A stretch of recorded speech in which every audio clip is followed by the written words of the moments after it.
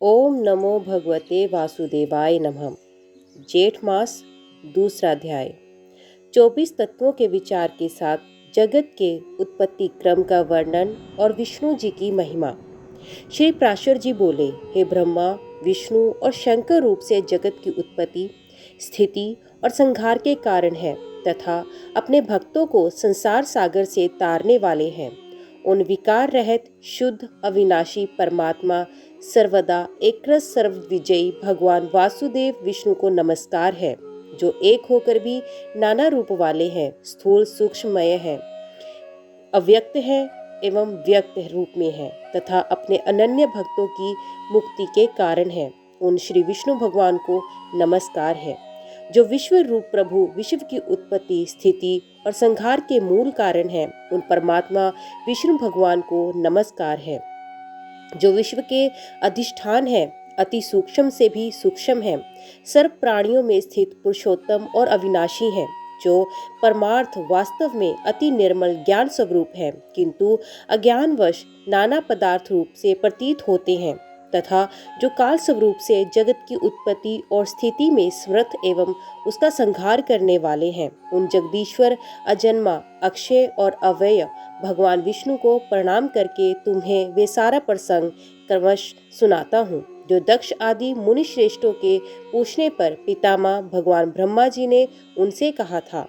वे प्रसंग दक्ष आदि मुनियों ने नर्मदा तट पर राजा पुरुकुत्स को सुनाया था तथा पुरुकुत्स ने सारस्वत से और सारस्वत ने मुझसे कहा था, जो पर से भी परे परम श्रेष्ठ अंतरात्मा से स्थित परमात्मा रूप, वर्ण, नाम और विशेषण आदि से रहित है, जिसमें जन्म, वृद्धि, परिणाम, क्षय और नाश इन 6 विकारों का सर्वथा अभाव है, जिसको सर्वदा केवल है इतना ही कह सकते हैं, तथा जिनके लिए ये प्रसिद्ध है कि वे सर्वत्र है और उनमें समस्त विश्व बसा हुआ है। इसलिए हे विद्वान, जिसको वासुदेव कहते हैं, वही नित्य, अजन्मा, अक्षय, अव्यय, एक रस और हेव गुणों के अभाव के कारण निर्मल परब्रह्म है।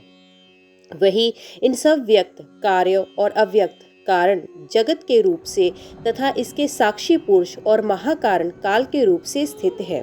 हे द्विज, परब्रह्म का प्रथम रूप पुरुष है, अव्यक्त प्रकृति और व्यक्त महदाद उसके अन्य रूप है तथा सबको शोभित करने वाला होने से काल उसका परम रूप है। इस प्रकार जो प्रधान पुरुष, व्यक्त और काल इन चारों से परे है तथा जिसे पंडित जन ही देख पाते हैं, वही भगवान विष्णु का परम पद है। प्रधान पुरुष, व्यक्त और काल ये भगवान विष्णु के रूप पृथक पृथक संसार की उत्पत्ति, पालन और संहार के प्रकाश तथा उत्पादन में कारण है।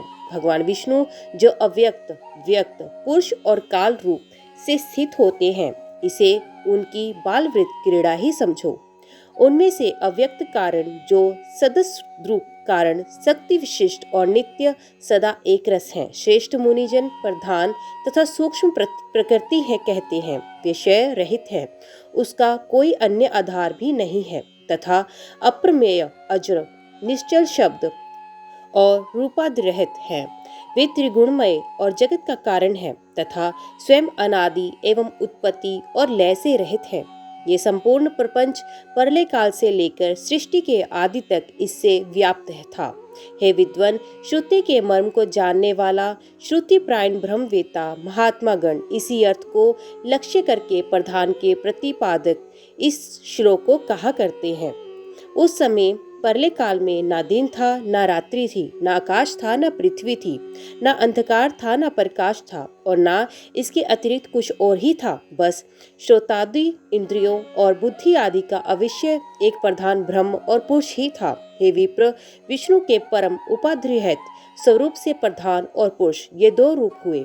उसी विष्णु के जिस अन्य रूप के द्वारा वे दोनों सृष्टि और प्रलय काल में संयुक्त और वियुक्त होते हैं, उस रूपांतर का ही नाम काल है। बीते हुए प्रलय काल में ये व्यक्त प्रपंच प्रकृति में लीन था, इसलिए प्रपंच के इस प्रलय को प्राकृत प्रलय कहते हैं। हे द्विज, काल रूप भगवान अनादि हैं, इनका अंत नहीं है, इसलिए संसार की उत्पत्ति, स्थिति और प्रलय भी कब नहीं सकते, वे प्रवाह रूप से निरंतर होते रहते हैं। हे मैत्रेय, प्रलय काल में प्रधान प्रकृति के साम्यावस्था में स्थित हो जाने पर और पुरुष के प्रकृति से पृथक स्थित हो जाने पर विष्णु भगवान का काल स्वरूप प्रवृत्त होता है। तदंतर सर्व काल उपस्थित होने पर उन पर ब्रह्म परमात्मा विश्व रूप सर्वव्यापी सर्वभूतेश्वर पर सर्वात्मा परमेश्वर ने अपनी इच्छा से शोभित किया। जिस प्रकार क्रियाशील न होने पर भी गंध अपनी संधि मात्र से ही उन मन को शुभित कर देता है, उसी प्रकार परमेश्वर अपनी सन्निधि मात्र से ही प्रधान और पुरुष को प्रेरित करता है। हे ब्राह्मण, वे पुरुषोत्तम ही इनको शोभित करने वाला है और वे भी शुद्ध होते हैं तथा संकोच, साम्य और विकास शोभ युक्त प्रधान रूप से भी वे ही स्थित हैं। ब्रह्मादि समस्त ईश्वरों के ईश्वर वे विष्णु ही समाष्टि व्याष्टि रूप ब्रह्मादि जीव रूप तथा महत्व रूप से स्थित हैं। हे द्विश्रेष्ठ, स्वर्ग काल के प्राप्त होने पर गुणों की साम्य व्यवस्था रूप प्रधान जब विष्णु के क्षेत्रज्ञ रूप से अधिष्ठ तो उससे महतत्व की उत्पत्ति हुई। उत्पन्न हुए महान को प्रधान तत्व ने आवृत किया। महातत्व सात्विक, राजस और तामस भेद से 3 प्रकार का है, किंतु जिस प्रकार बीज छिलके से संभाव से ढका रहता है, वैसे ही वे त्रिविध महतत्व से ही वैकारिक, सात्विक, तेजस, राजस और तामस भूतादि 3 प्रकार का अहंकार उत्पन्न हुआ। हे महामुने, वे त्रिगुणात्मक होने से भूत और इंद्रिय आदि का कारण है तथा प्रधान से जैसे महतत्व प्राप्त व्याप्त है, वैसे ही महातत्व से वे अहंकार व्याप्त है। भूतादि नामक तामस अहंकार ने विकृत होकर शब्द तन्मात्रा और उससे शब्द गुणों वाले आकाश की रचना की। उस भूतादि तामस अहंकार ने शब्द तन्मात्र रूप आकाश को व्याप्त किया। फिर शब्द तन्मात्र रूप आकाश ने विकृत होकर स्पर्श तन्मात्रा को रचा। उस स्पर्श तन्मात्रा से बलवान वायु हुआ, उसका गुण स्पर्श माना गया। शब्द तन्मात्रा रूप आकाश ने स्पर्श तन्मात्रा वाले वायु को आवृत किया है। फिर स्पर्श तन्मात्रा वायु ने विकृत हो रूप तन्मात्रा की सृष्टि की। रूप तन्मात्रा युक्त वायु से तेज उत्पन्न हुआ, उसका गुण रूप कहा जाता है। स्पर्श तन्मात्रा वायु ने रूप तन्मात्रा वाले तेज को आवृत किया। फिर रूप तन्मात्रामय तेज ने भी विकृत होकर रस तन्मात्रा की रचना की। उस रस तन्मात्रा रूप से रस गुण वाला जल हुआ। रस तन्मात्रा वाले जल को रूप तन्मात्रा तेज ने आवृत किया। रस तन्मात्रा रूप जल ने विकार को प्राप्त होकर गंध तन्मात्रा की सृष्टि की। उससे पृथ्वी उत्पन्न हुई है, जिसका गुण गंध नाना जाता है।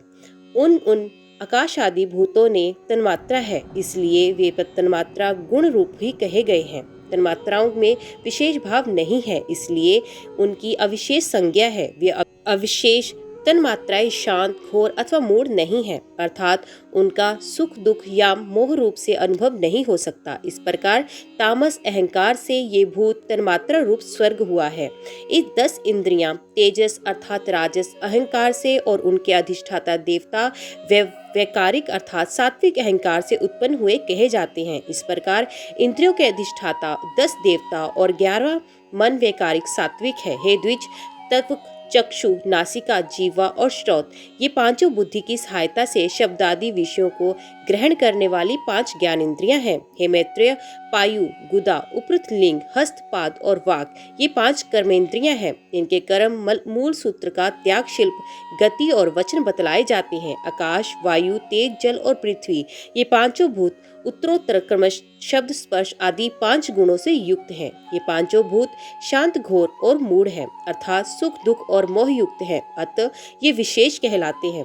इन भूतों में पृथक पृथक नाना शक्तियां हैं, अतः वे परस्पर पूर्णता मिले बिना संसार की रचना नहीं कर सके, इसलिए एक दूसरे के आश्रय रहने वाले हैं और एक ही संज्ञात की उत्पत्ति के लक्ष्य वाले महातत्व से लेकर विशेष पर्यंत प्रकृति के इन सभी विकारों ने पुरुष से अधिष्ठित होने के कारण परस्पर मिलकर सर्वथा एक होकर प्रधान तत्व अनुग्रह से अंड की उत्पत्ति की। हे महाबुद्धे, जल के बुलबुले के समान क्रमश भूतों से बड़ा हुआ है। वे गोलाकार और जल पर स्थित महान अंड ब्रह्म रूप विष्णु का अति उत्तम प्राकृत आधार हुआ। उसमें वे अव्यक्त स्वरूप जगतपति विष्णु व्यक्त हिरण्यगर्भ रूप से स्वयं ही विराजमान हुए। उन महात्मा हिरण्यगर्भ का सुमेरु उलभ गर्भ को ढकने वाली झिल्ली, अन्य पर्वत जरायु गर्भाशय तथा समुद्र गर्भाशयस्थ रस था। हे विप्र, उस अंड में ही पर्वत और द्वीपादि के सहित समुद्र ग्रहगण के सहित संपूर्ण लोक तथा देव असुर और मनुष्य आदि विविध प्राणी वर्ग प्रकट हुए।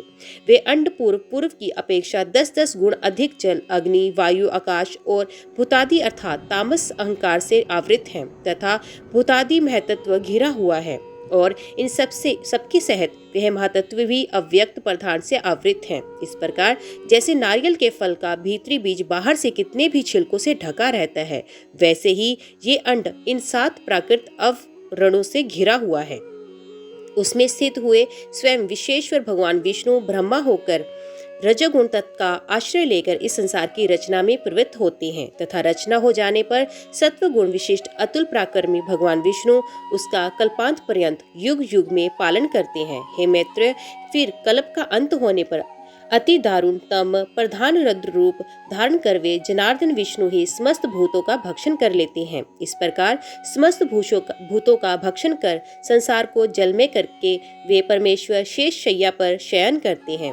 वे एक ही भगवान जनार्दन जगत की सृष्टि, स्थिति और संहार के लिए ब्रह्मा, विष्णु और शिव इन 3 संज्ञाओं को धारण करते हैं। हे प्रभु, विष्णु ब्रह्मा होकर अपनी ही सृष्टि करते हैं, पालक विष्णु होकर पाले रूप अपना ही पालन करते हैं और अंत में स्वयं ही संहारक शिव तथा स्वयं ही उपसहित लीन होते हैं। पृथ्वी, जल, तेज, वायु और आकाश तथा समस्त इंद्रियां और अंतःकरण आदि जितना जगत है सब पुरुष रूप है, और क्योंकि वे अव्यक्त विष्णु ही विश्व रूप है और सब भूतों के अंतरात्मा है, इसलिए ब्रह्मादि प्राणियों में स्थित सर्गाधिक भी उन्हीं के उपकारक हैं। हे सर्वस्वरूप श्रेष्ठ वरदायक और वरणी प्रार्थना के योग्य भगवान विष्णु ही ब्रह्मा आदि अवस्थाओं द्वारा रचने वाले हैं। वे ही रचे जाते हैं, वे ही पालते हैं, वे ही पालित होते हैं और वे ही संहार करते हैं। ओम नमो भगवते वासुदेवाय नमः।